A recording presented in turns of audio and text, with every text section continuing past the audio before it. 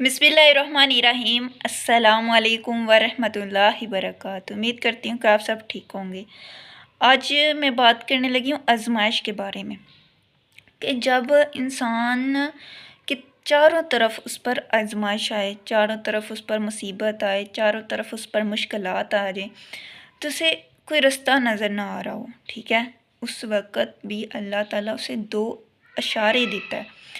वो कौन सी इशारे देता है? अल्लाह ताला इंसान को किस तरह आज़माता है, अल्लाह ताला इंसान को कैसे अपना कुर्ब देता है, अल्लाह ताला कैसे इंसान की रहनुमाई करता है, ठीक है। जब एक इंसान के चारों तरफ से मुसीबत आ रही हो, परेशानी आ रही हो और उसे कोई रास्ता नज़र नहीं आ रहा हो, ठीक है, तो जब इंसान को लगता है कि हिम्मत टूटने लगी है, अब मेरा सब्र टूटने लगा है, अब मेरी बस हो गई है, ठीक है, अब मेरी बस हो गई है, मेरा सब्र टूटने लगा है, वो अपने आप को तन्हा महसूस करने लगा है, अपने आप को ऐसी जगह लेकर चला गया है कि वो कहता है कि अब बस, ठीक है।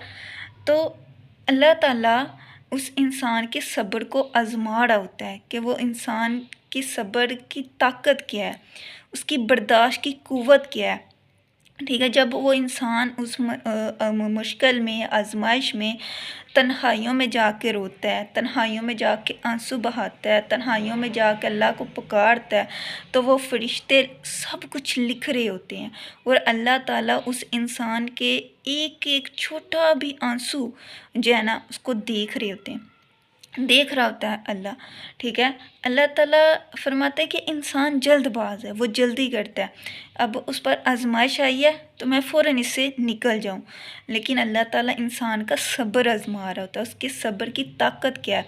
अल्लाह ताला इंसान को कुर्ब कुर्ब किस तरह देता है कि जब इंसान टूट जाता है, उसकी हिम्मत टूटने लगती है, तो अल्लाह ताला उस इंसान को अपने नज़दीक कर लेता है, उसको करीब आ जाता है, उसके कुर्ब में, उसकी दुआ में सच्चाई आ जाती है, उसकी दुआ में यकीन आ जाता है, उसकी दुआ में वो मोहब्बत, वो अदब, वो आरज़ू, वो आंसू आ जाते हैं जिससे अल्लाह राज़ी हो जाता है, ठीक है।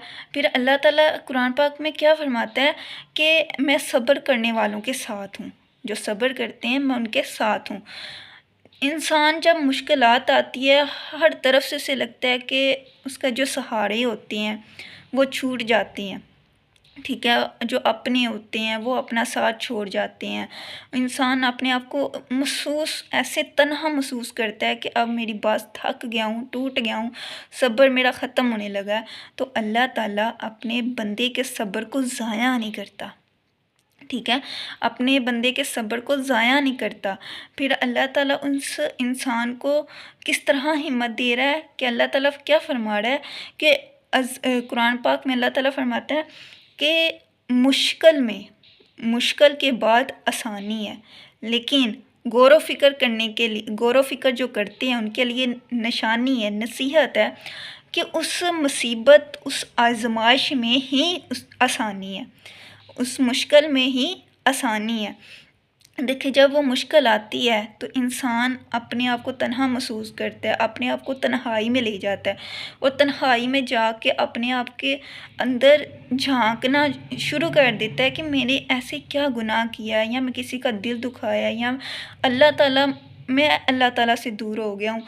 फिर वो अल्लाह ताला का कुर्ब हासिल करने लग पड़ता है, वो अल्लाह की तरफ पलटने लग पड़ता है, वो अल्लाह को उस तरह पुकारता है कि जिस तरह उसे पुकारने का हक़ होता है, ठीक है। फिर अल्लाह ताला की तरफ पलटता है, फिर अल्लाह ताला फरमाते हैं कि मैं उस बंदी को ज़ाया नहीं करता, उस बंदे के सब्र को ज़ाया नहीं करता। देखें जब एक इंसान पहाड़ चढ़ने की कोशिश कर रहा होता है, वो पहाड़ नहीं चढ़ पाता, लेकिन जब वो उसको थकन हो जाती है, मुश्किल आ जाती है, उसे मुश्किल लगता है कि मैं इस पहाड़ को नहीं चढ़ सकता, लेकिन जिस दिन वो पहाड़ को चढ़ जाता है, उस पहाड़ पर पहुंच जाता है, तो उस पहाड़ पर जब वो पहुंच जाता है ना, तो उसकी हर थकन, उसका वो सब्र जो होता है ना, उसकी हर थकावट को ख़त्म कर देता है, ठीक है, वो अपनी मंजिल तक पहुंच जाता है। इसी तरह अल्लाह ताला कुरान पाक में फरमाता है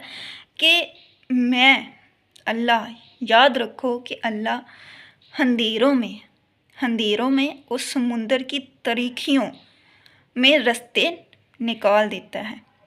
دیکھیے اللہ تعالیٰ جب رات ہوتی ہے تو آسمان پر ستارے چمکتے ہیں۔ دیکھیں اندھیرے میں بھی اللہ راستہ بنا دیتا ہے۔ جب آپ کو لگے کہ ہر طرف سے دروازے بند ہو گئے ہیں، اب کوئی دروازہ آپ کو کھلا نظر نہیں آ رہا، تو اس وقت اللہ تعالیٰ فرماتا ہے کہ میں تمہیں راستہ دوں گا، میں تمہارے لیے ایک دروازہ کھولوں گا، لیکن تم مجھ پر یقین رکھو۔ ٹھیک ہے، مجھے اللہ تعالیٰ قرآن پاک میں ایک جگہ اور فرماتا ہے کہ جو دل مجھ سے ڈرتے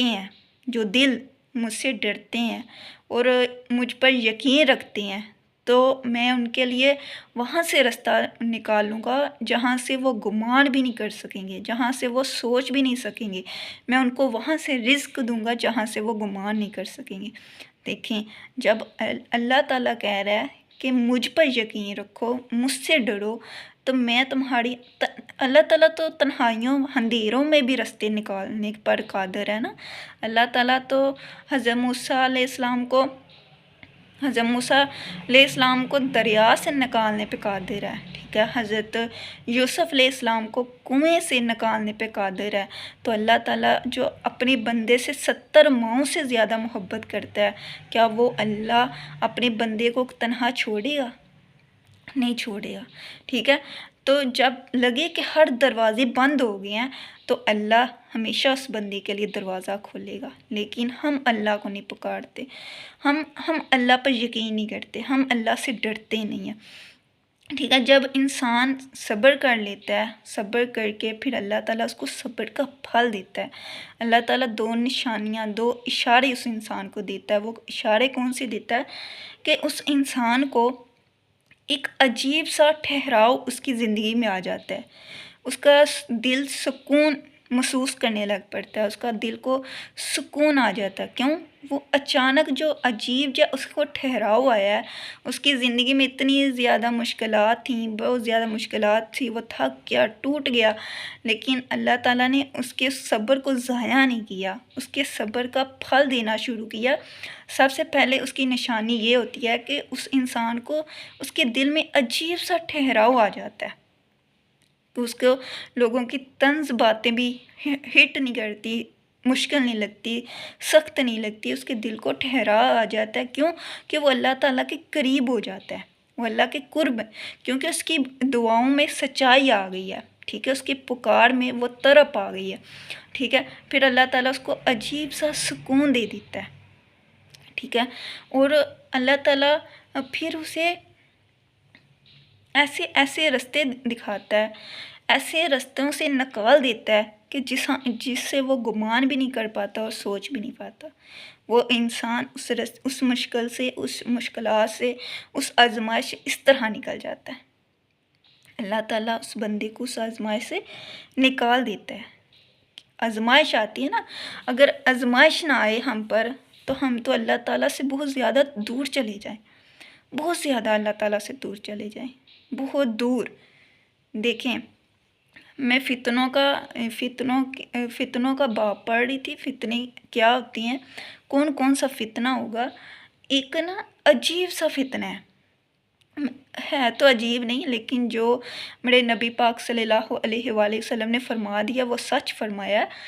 تو میں فتنوں کا جب باب پڑھ رہی تھی نا، تو اس میں جو حدیث میں نے پڑھی نا کہ میری امت میں ایک ایسا وقت آئے گا کہ نوجوان لوگ، میری امت دن کو تو مومن ہوں گے مگر رات کو کافر ہو جائیں گے۔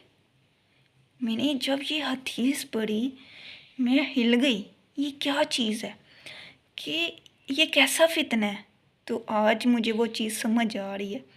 ہم دن کو سوتے ہیں اور راتوں کو جاگتے ہیں، راتوں کو ہم عبادات تو کم ہی کرتے ہیں، دوسرے کام زیادہ کرتے ہیں۔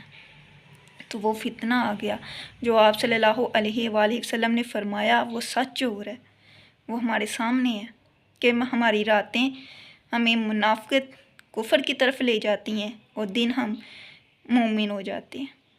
تو اللہ تعالیٰ ہم سب کو ہدایت دے، ہمیں سب کو حق پہچاننے کی توفیق عطا فرمائے۔ السلام علیکم ورحمۃ اللہ وبرکاتہ۔